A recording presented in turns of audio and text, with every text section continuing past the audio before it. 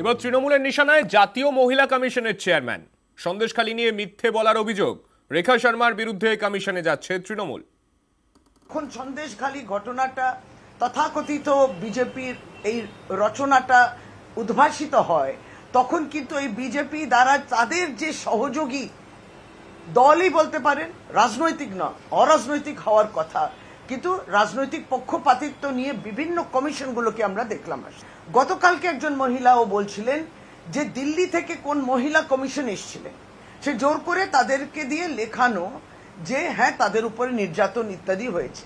এবার আমরা সেটা টার্গেট করছি যে তৃণমূল কংগ্রেস বলছে যে ভারতীয় জনতা পার্টির বিরুদ্ধে আমরা এবং তাদের নেতৃত্ব শুভেন্দু অধিকারীর বিরুদ্ধে কমপ্লেনটা জমা হয়েছে ইলেকশন কমিশনে।